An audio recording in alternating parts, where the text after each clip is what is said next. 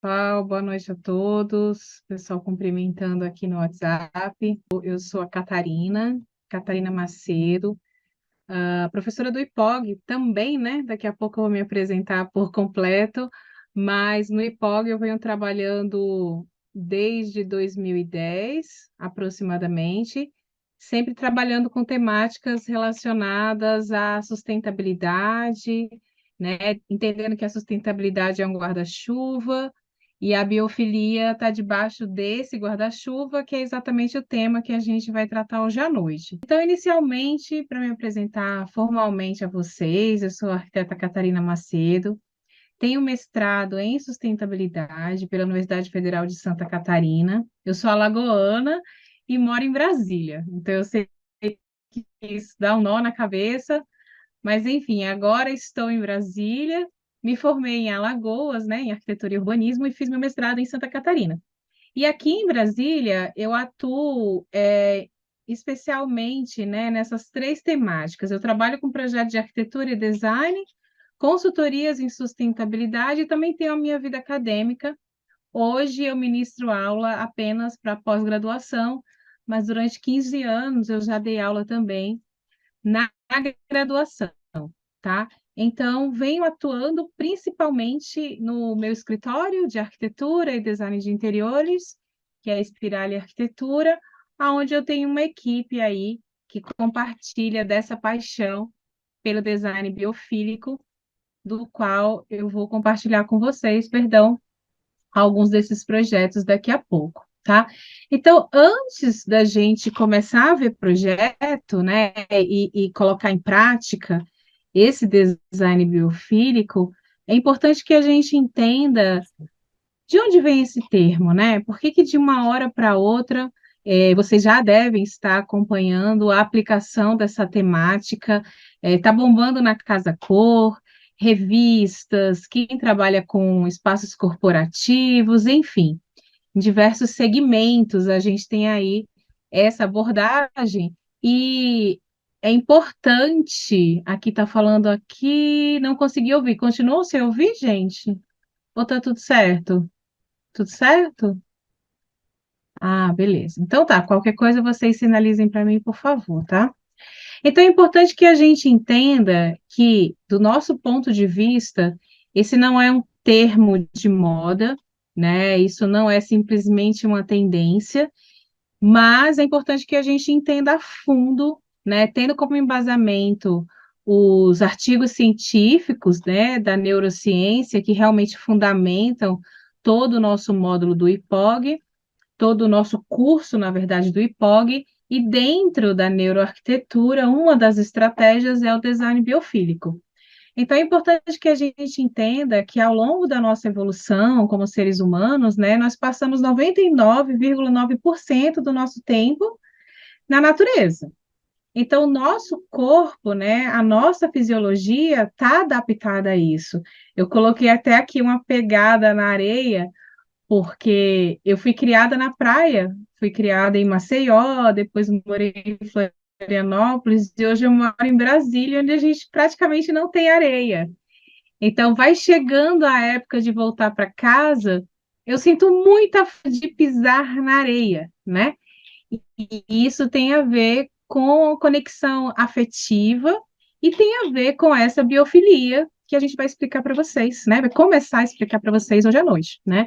Então, ao longo dessa nossa evolução, para que a gente sobrevivesse nesse mundo inóspito, né, a gente precisou conhecer plantas, animais, solo, água, paisagem, uma série de pistas ecológicas, né, como cores, formas, luz, clima, oportunidades para que a gente possa se refugiar das intempéries e também dos animais selvagens. Quem conhecia mais isso durante o processo evolutivo sobreviveu. Então, quanto mais especialista, né, o nosso cérebro ficava e evoluía para detectar essas pegadas, para detectar essas pistas, que a gente chama de pistas ecológicas, mais isso garantia a nossa sobrevivência. E o nosso cérebro evoluiu para que a gente sobrevivesse. Então, é importante que o nosso cérebro entender que o nosso cérebro foi criado né, evoluiu para que a gente sobrevivesse na natureza. E faz muito pouco tempo que a gente está desconectado nessa natureza.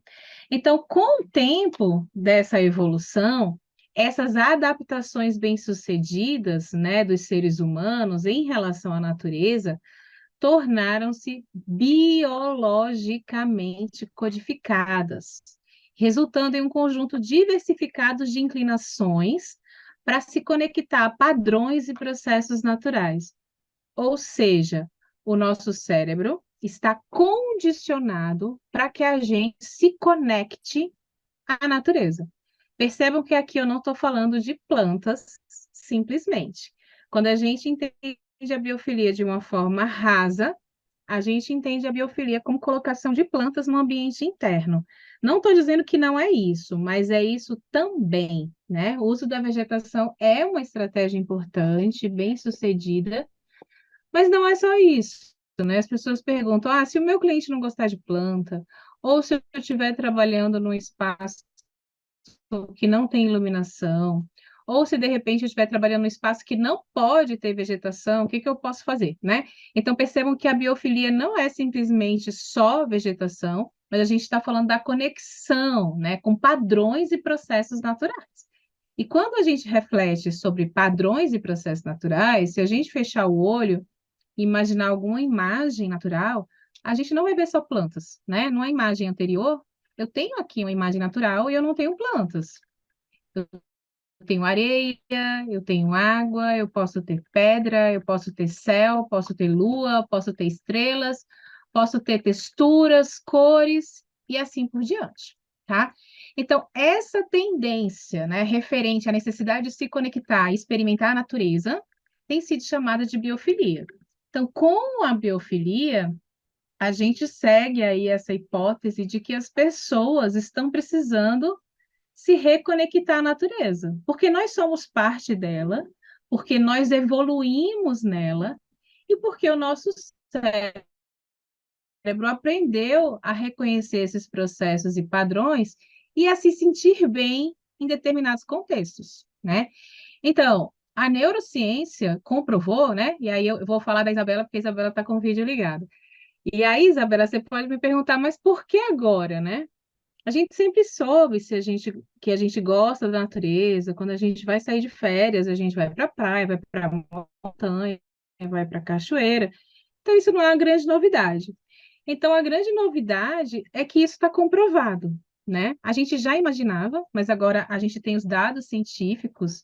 Então, com a neurociência, a gente tem pesquisas de mapeamento cerebral, né, com eletroencefalograma e outros recursos, que mostram que o nosso cérebro ele traz respostas positivas quando nós estamos conectados a essa natureza, né?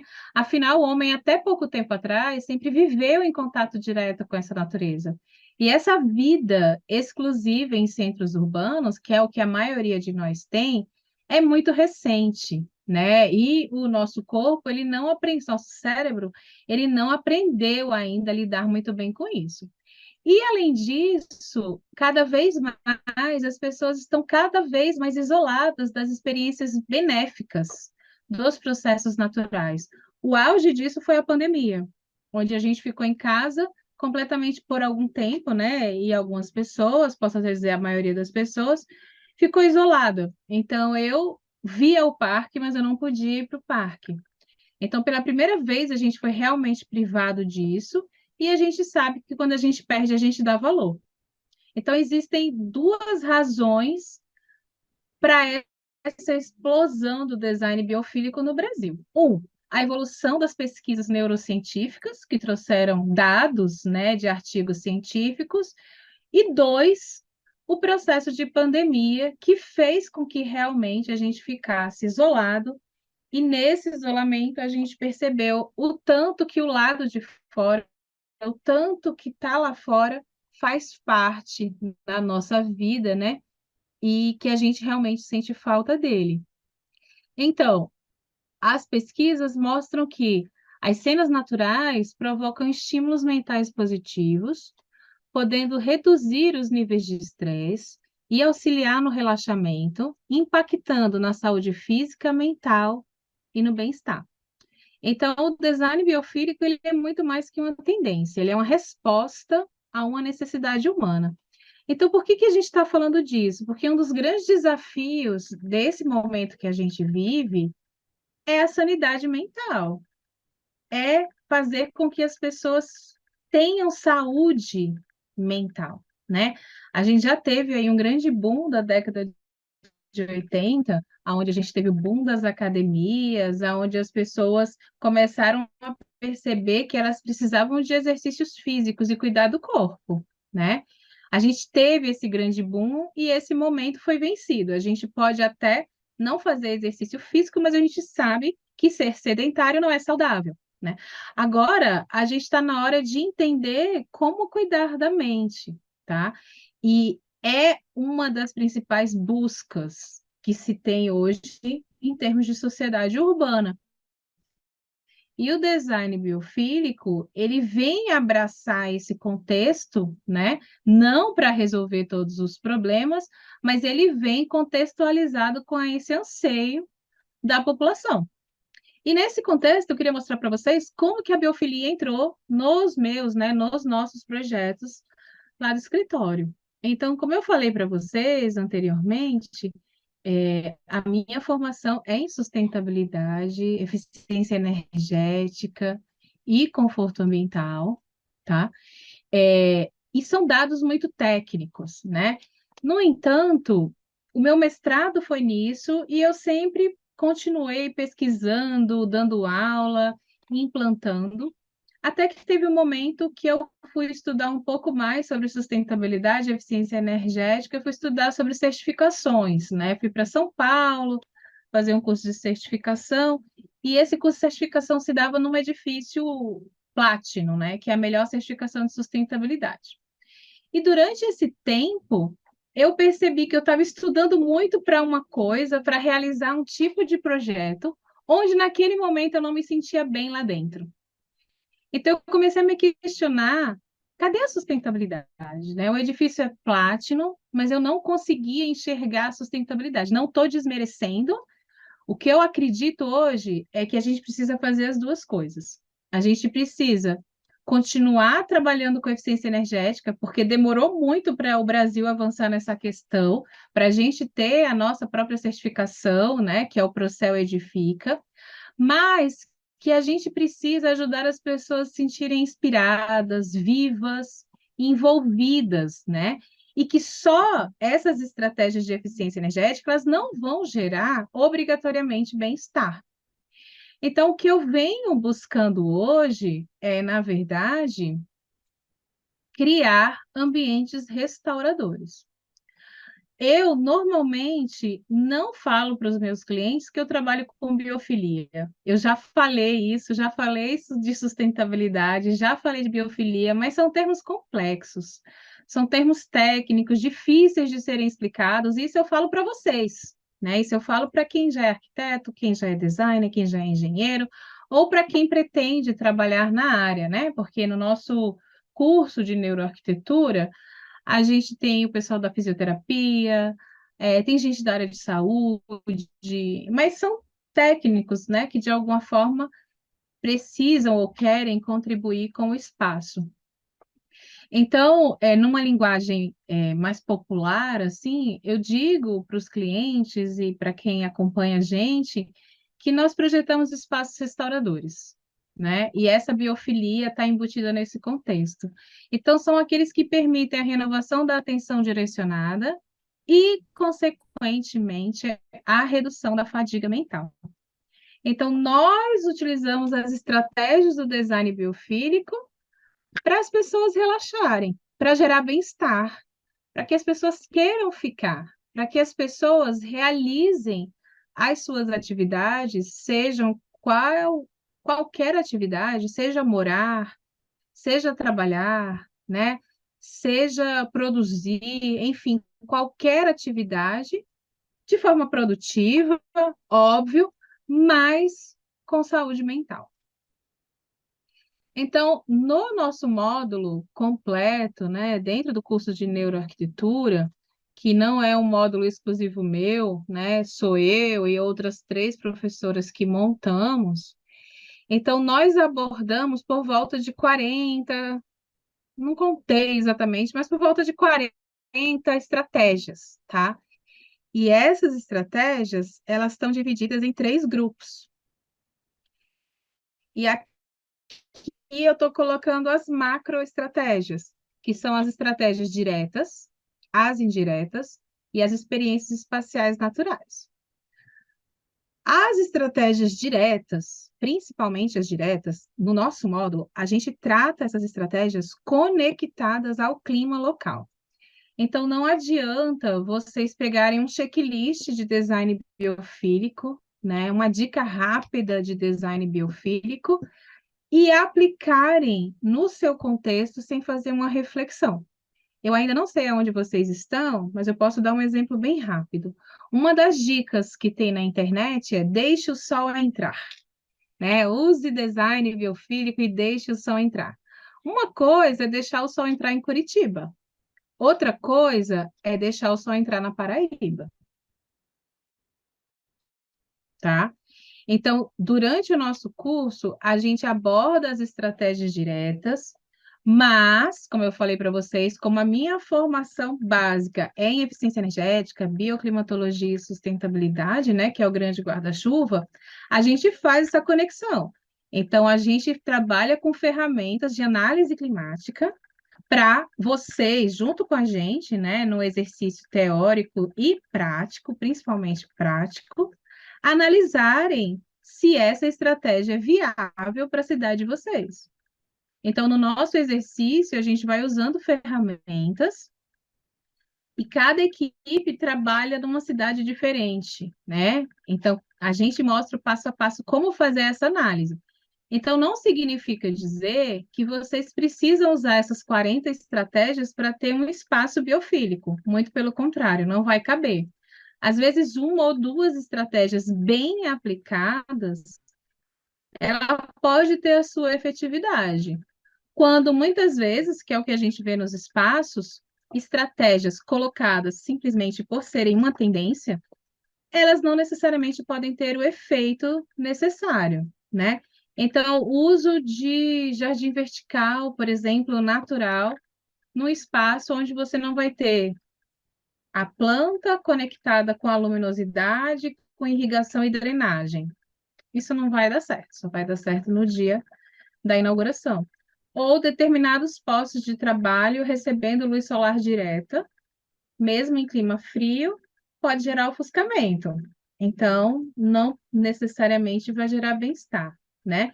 Então, a gente vai trazendo essas experiências, nesse caso, principalmente as diretas, para que vocês reflitam sobre adequabilidade. Então, repetindo, até nivelando expectativas, não haverá uma receita de bolo, tá? Haverá a apresentação de todas as estratégias e reflexão de adequabilidade dessas estratégias à realidade local e principalmente ao cliente. A gente diz que só trabalha com neuroarquitetura quem gosta de gente, né? Então, é um curso que a gente aprende a entender as pessoas e a trazer a dosagem correta da estratégia. Porque, principalmente em relação à biofilia, não adianta você só perguntar para o cliente: você gosta de natureza? Todo mundo vai dizer que gosta. Dificilmente alguém diz que não gosta. Só que a gente precisa entender qual é essa relação das pessoas com a natureza. Tem gente que gosta tanto que se priva de conforto e vai acampar. Tem gente que tem pavor de acampamento, né? Quando eu cheguei em Brasília, eu fui trabalhar nos condomínios que estão instalados em área de proteção ambiental, e eu achei que ia colocar tudo em prática, porque os clientes falavam que adoravam, que preferiam dirigir muito para morar nesse ambiente lindo, natural. E aí, quando a gente projetava, eles falavam assim: ai, mas isso não vai dar bicho? E eu falava assim: vai, porque você está morando do lado deles, né? Ou em cima deles. Então, a gente começa a entender que as pessoas gostam da natureza, mas a gente também aprendeu a ter medo, né? que a gente tem um certo distanciamento e o que a maioria das pessoas gostam é de uma natureza controlada. Então, eu dou o exemplo, e eu brinco lá no módulo, que eu falo que existem as pessoas que são natureza raiz ou natureza Nutella. A natureza raiz sou eu, que passei as minhas férias no Pantanal procurando onça com os meus filhos. E a natureza Nutella, de repente, é alguém que prefere ir para um ambiente natural, mas ficar dentro de uma cabana, por exemplo, com areia, com vidro, vendo a natureza do lado de fora. Tá tudo bem. A gente pode trabalhar estratégias de design biofílico para todos esses perfis. E vocês vão ver que nem todo mundo é 100% biofílico, né? Não existe o 100 e o zero. Vai existir nuances nesse contexto. E para que a gente acerte aí nesse remédio, é necessário conhecer muito bem o cliente ou usuário, né? E conhecer muito bem o clima. Não adianta só conhecer as estratégias, tá? Então a gente vai trabalhar com essas ferramentas. E aí eu trouxe alguns projetos que a gente fez aqui em Brasília para tentar exemplificar um pouco. Esse daqui é o pavilhão do Sebrae, da Expo Abra 2022 do ano passado. É, foi uma exposição agropecuária na Granja do Torto, né, que é um espaço de exposição daqui de Brasília. Esse daqui é o coxo que a gente recebeu. Isso é um coxo de animais. A gente recebe assim, tem que devolver desse jeito, né? Então eu precisei transformar esse coxo em um espaço de treinamento para ser utilizado durante 12 dias. Para que funcionasse, né, para que as pessoas realmente ficassem lá um certo tempo, eu precisava minimamente de conforto. Então, é aí que a gente faz a conexão da biofilia com conforto ambiental e eficiência energética. O meu problema principal é que isso aconteceu no mês mais quente e mais seco de Brasília, e eu tenho essa grande cobertura aqui que deixa passar muito calor, né? Eu tenho uma telha de fibrocimento que eu não posso mexer, que eu não posso colocar um forro com isolamento, que eu não posso pintar. Então, que tipo de estratégias eu utilizei para amenizar esse clima, né, e fazer com que as pessoas quisessem ficar e gostassem de ficar, e que ali fosse realmente realizado a atividade, né, da qual o cliente precisava realizar. Então, a gente trabalhou com elementos de sombreamento. Vocês estão vendo que antes era uma meia parede. A gente trabalhou com elementos de sombreamento horizontal. Isso são pallets, né, ripados de pallets reaproveitados de outros eventos, tá? A gente trabalhou com elementos, né, que fazem referência a esse campo, afinal de contas, é uma feira agropecuária, então a gente trabalhou com vegetação, continuou trabalhando com os elementos ripados para fazer essa conexão, né, e fazendo referência a elementos naturais. Lembrando que a gente tem muito pouco tempo para executar, né? E aqui, ó, internamente, além da vegetação, nivelamento de piso, a gente trabalhou com acessibilidade por essas laterais, tem rampas, né? Então, o cadeirante tem possibilidade de acesso. A gente trabalhou aqui com resfriamento evaporativo. Tá dando para ver esses jatinhos de água? Então, isso são microaspersores, que, como eu falei, essa época mais quente, mais seca de Brasília. Então, quando eu jogo ar no ambiente, desculpa, quando eu jogo água no ambiente, eu reduzo temperatura e aumento a umidade. E isso faz com que eu gere um microclima específico, né?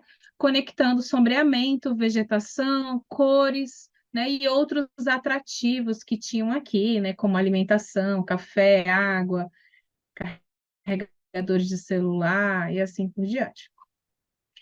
Esse é um outro projeto nosso que chama Casa Float. Ele saiu no ArcDaily. E aqui também a gente faz essa conexão climática. Então, só para vocês terem ideia, aqui a gente usa um sistema construtivo modular, industrializado, que a gente chama de. Que a gente chama não, que é chamado de madeira laminada colada, é um carro-chefe do nosso escritório. E aqui, ó, é uma fachada praticamente bem maciça, né, bem cega, porque é uma fachada de grande insolação. Então, eu tenho uma vista, uma possibilidade de vista muito bonita para cá, virada para o poente.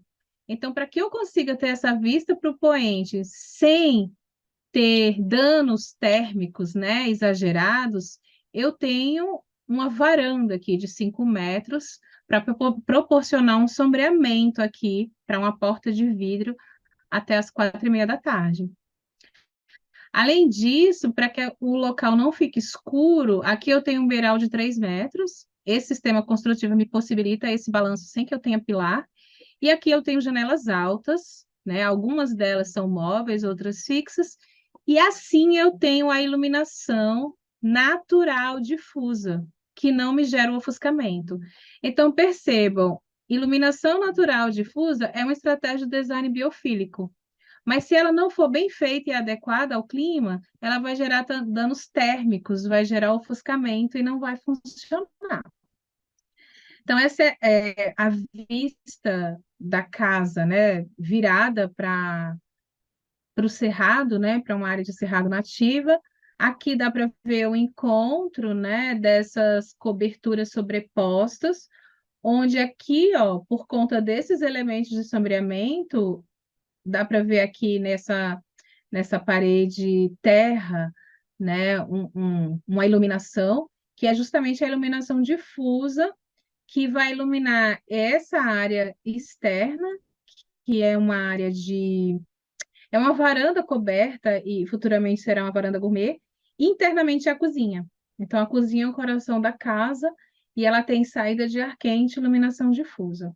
Além da madeira, né, que a gente está trabalhando com o elemento natural, e a resposta foi muito positiva, né? Essa casa ela saiu no Arquidaily Brasil, depois ela foi selecionada, saiu no Arquidaily Mundo, e depois ela saiu em outros Arquidailys fechados, tipo Arquidaily China, Arquidaily Rússia, Arquidaily... A gente tem registro, assim, de vários países, e eu gosto de comentar que não é uma casa de um desenho extremamente sofisticado, né?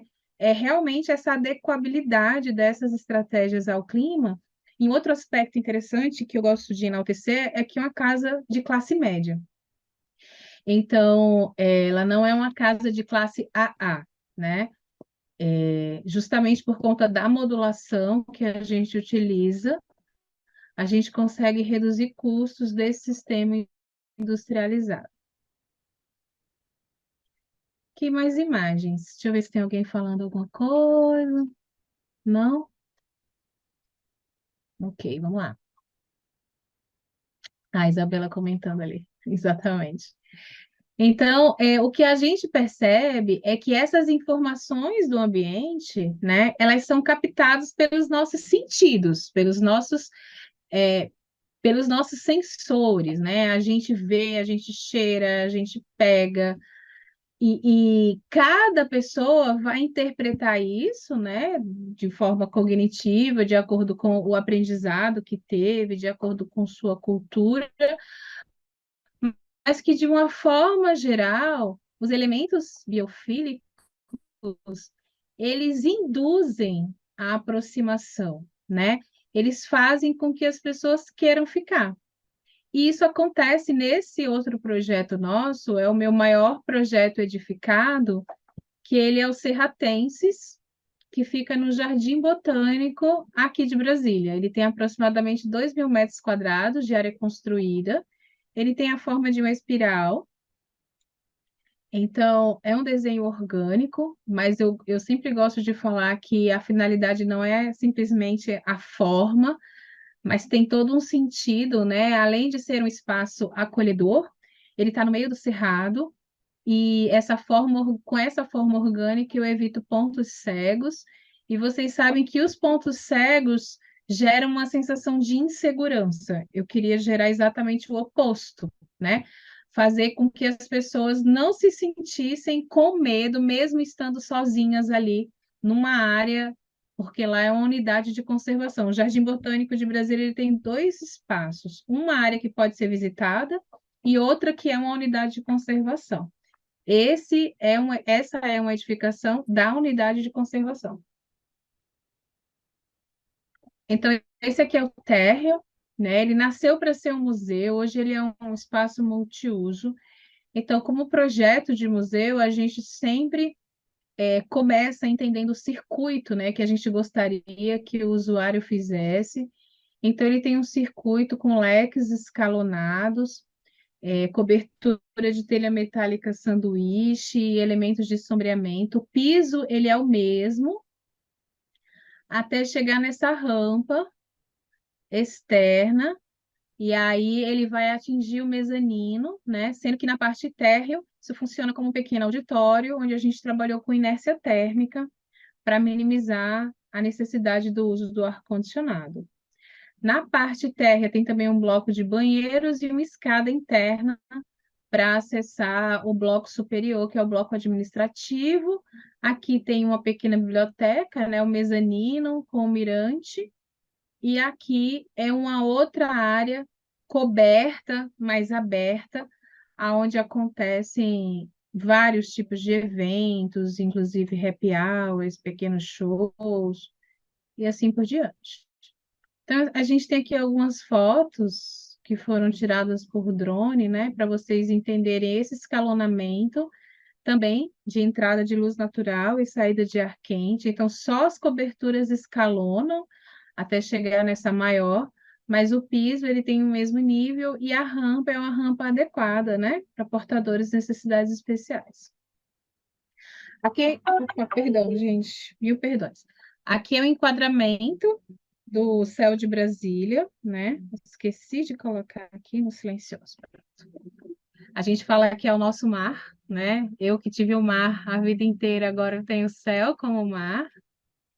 E aqui é uma foto que foi tirada no nascer do sol, só para vocês entenderem que Brasília, o vento principal é leste. Então, a gente tem aqui as aberturas sombreadas para a entrada desse vento, né? Onde vai acontecer ventilação cruzada, e esse vento passa por esse espelho d'água, porque aqui a gente tem um período do ano muito seco, onde a gente precisa de umidificação. Esse edifício, ele ganhou esse prêmio na Inglaterra em 2015, que a gente concorreu com outros edifícios públicos, né, do mundo. Inicialmente, a gente tirou o primeiro lugar das Américas, edifícios públicos sustentáveis construídos, né, das Américas, e depois a gente tirou o segundo lugar nessa concorrência mundial, perdendo para um edifício da Nova Zelândia. É um edifício público, né? Então, tá aí também esse mérito, tá? E tem uma publicação que é gratuita, vocês podem baixar na internet, que é uma publicação do Senado Federal, chama Edifícios Públicos Sustentáveis. E esse edifício tem ali umas 2 ou 3 páginas publicadas. Então, eucalipto, telha metálica sanduíche, né, com um acabamento metálico. Aqui a gente tem estratégia de coleta e uso de água de chuva, tratamento de efluentes, né, materiais naturais, ventilação cruzada, iluminação natural, inércia térmica no auditório, tá? E o paisagismo, que na época o diretor do Jardim Botânico era um paisagista, então tem as complementações também muito efetivas da vegetação. Bom, já finalizando, né? E aí eu abro para as perguntas, se vocês quiserem, a gente volta também para alguns detalhes. Esse aqui foi a fachada da Casa Cor Brasília, que a gente fez em 2016, colocando em prática esse discurso de que realmente o que eu acredito é quando a gente faz realmente as duas coisas.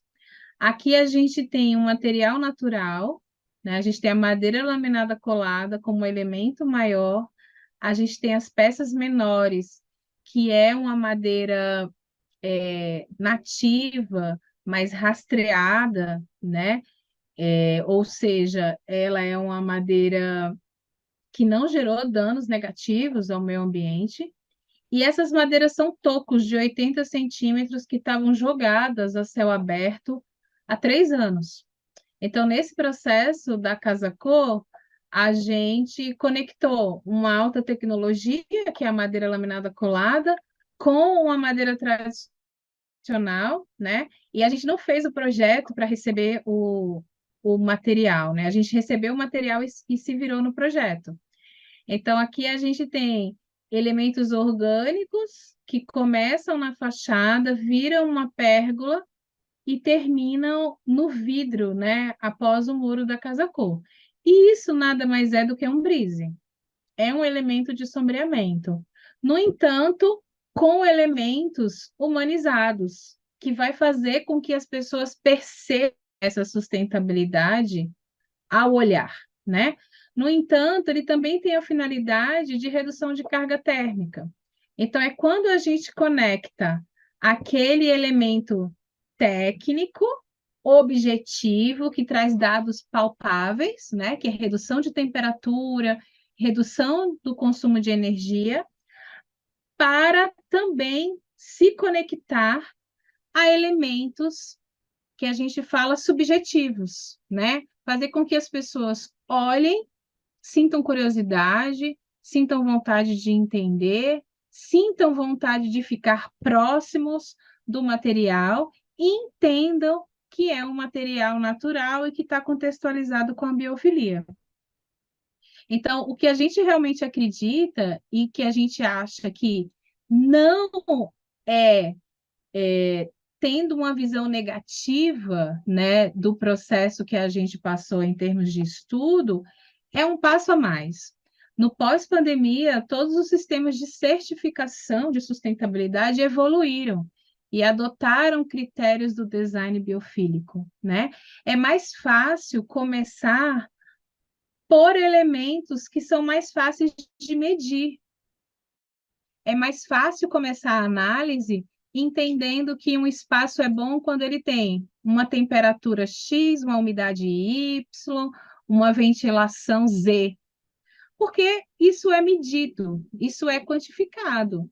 Mas é difícil a gente entender se o espaço tem qualidade analisando a percepção da Isabela, né, da Amanda, do Arthur, né? Porque trabalhar com pessoas é mais difícil. Então a gente vai subindo um degrau a mais nesse entendimento de como criar espaços de qualidade e eficiência. Então, esses espaços precisam ter elementos quantitativos adequados, que são esses elementos que estão nas certificações e nas normas, mas a gente também precisa trabalhar com elementos qualitativos, que tem a ver com psicologia, tem a ver com fisiologia, tem a ver com neurociência, né? E tem as questões que a gente, de alguma forma, pode generalizar, o 100% a gente nunca vai chegar, mas as pesquisas fazem com que a gente tenha respostas cada vez mais assertivas, né? É óbvio que a gente não consegue agradar os 100%, mas a gente pode cada vez mais fazer projetos com menos acho e mais certeza, né? Então, eu estava discutindo numa outra palestra, o pessoal falou: ah, professora, o pessoal está usando muito biofilia na Casa Cor, mas quando a gente quer sentar, ninguém deixa. Então, uma brincadeira que eu faço é assim: quando vocês forem na Casa Cor, se vocês forem, observe o local onde as pessoas mais querem ficar, onde as pessoas mais ficam para conversar, para descansar, para sentar.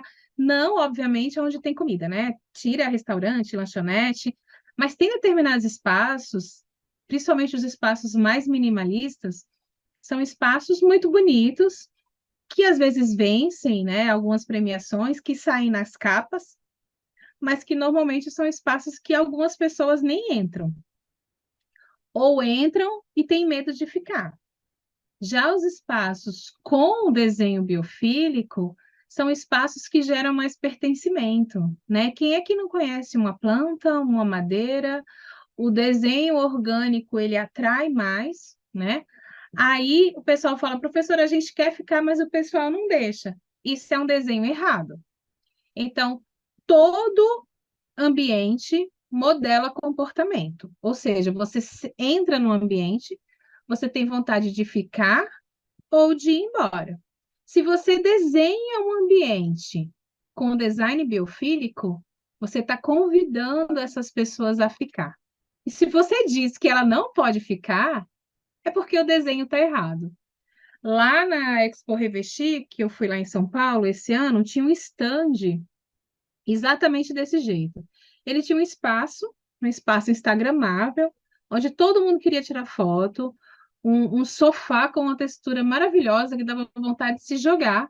E aí, quando todo mundo ia sentar, tinha alguém do lado que falava: não senta, não pode sentar, não pode fazer isso, não pode fazer aquilo. Quando deveria fazer o oposto, né? Senta, tira uma foto e posta e marca a gente. Então, foi um desenho feito para que as pessoas ficassem. Não tinha uma placa, né? Mas precisou ter alguém dizendo que não era para ficar. Então, uma informação completamente errada.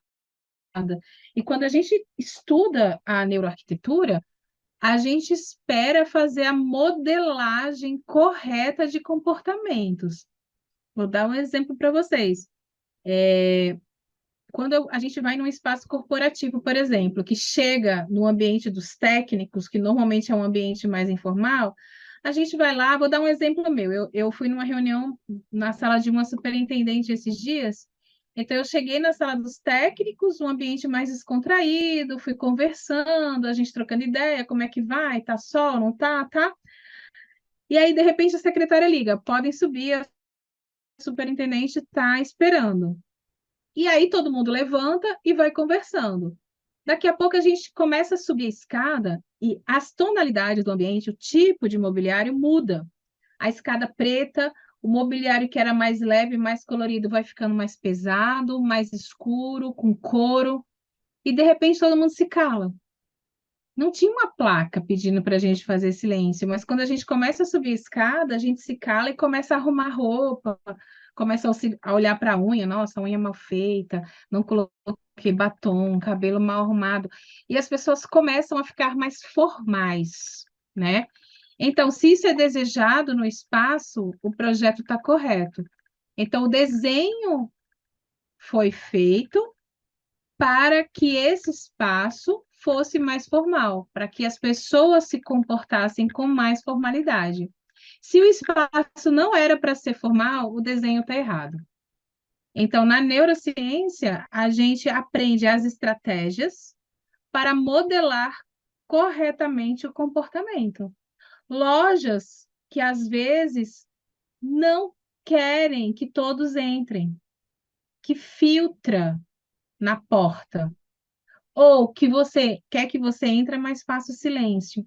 Ou quer que você entre dançando, né? Para interagir de uma forma melhor com os produtos que são expostos.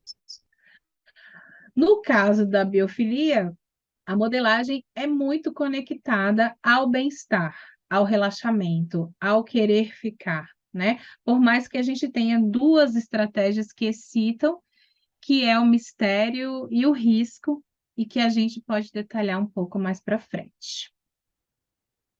E é isso, o que a gente acredita é o que realmente humaniza, né? O que realmente importa é trabalhar para pessoas, e para isso a gente precisa conectar estratégias de ecoeficiência, biofilia e, obviamente, a acessibilidade, né? Porque se a gente está falando para pessoas, a gente tem que trabalhar para todas as pessoas. E é isso.